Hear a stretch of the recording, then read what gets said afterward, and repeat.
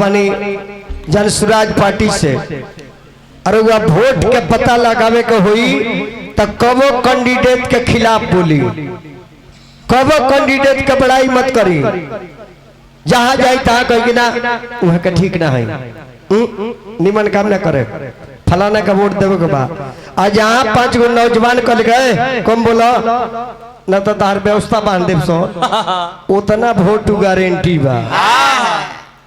अब बड़ाई करे लगे जे बहुत धनी कहीं बहुत काम करे फलान करे ठिकान करे तो ठीक बजाई दियाई बुझत से उनकर पार्टी हो इससे खिलाफ बोलबा तो ओरिजिनल चीज निकल बाबा कहने की जाके हमारे खिलाफ बोलल लड़की का कह दिया। एक जना सतरीसी जाके कहली कि देवी कहता तहार शादी हमने के VIP जगह करा दे, ब्रह्मा से विष्णु से इंद्र के से करा दे, बोलो निमन जगह शादी करा दी ना वही जी करबू काना खापड़ा में के जामल बाड़ू है बताओ तो बोल रहा खाती अरे वो सन बर खाती अरे वो सन बर खाती तब तू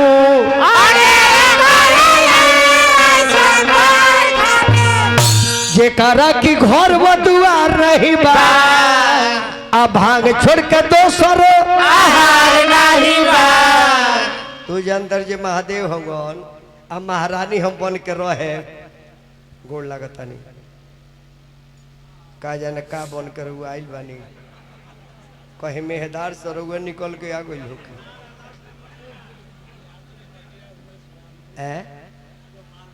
लालपुर मटिया गोपाल भारती यहाँ का सब घर में ताला लगा रहता है, जौना गांव के सब घर में ताला बा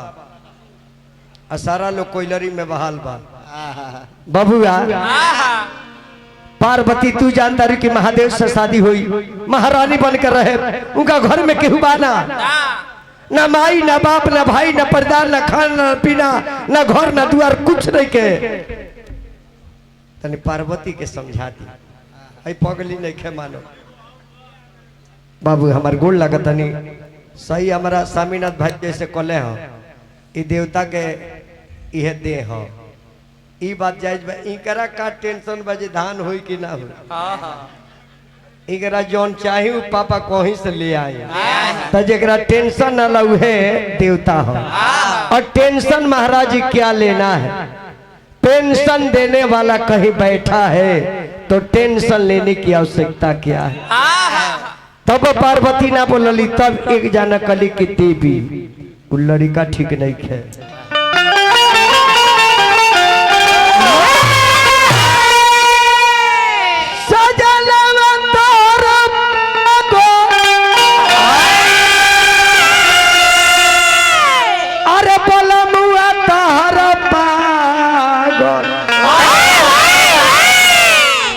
राजा जी तहर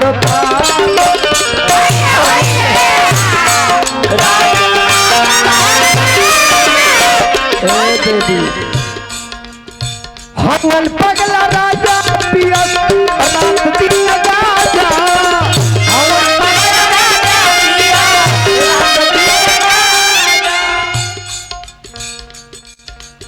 कर में तारा योगिया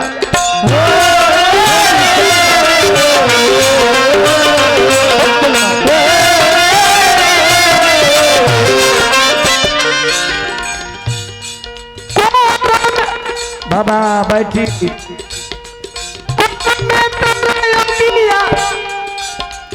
बैठी रे वकील के मंगाओ तन की घामा सुखा के में जाली देता रसो दी बसन दी हल और में तारा योगिया अरे लागल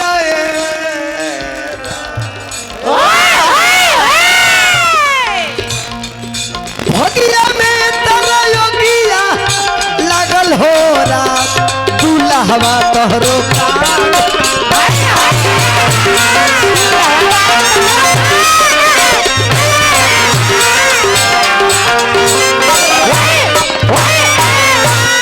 पार्वती कली की सुनी सबे मुनि बाबा ऐसा रुआ मतलब का बा देव ऋषि नारद के बानी मन में अपना धैले बानी उनकर मत निंदा कर आपन आपन रास्ता माने न केहू के सलाह आ करे बोई बूढ़े वैसे बिया हेलो कथा जी खड़ी पाई लागल। अब एगो भजन गा के फिर बड़ भाई के देहो वाह वाह लेकिन एगो भजन गाय पूर्वी गाय बेरा चढ़ गइल बा।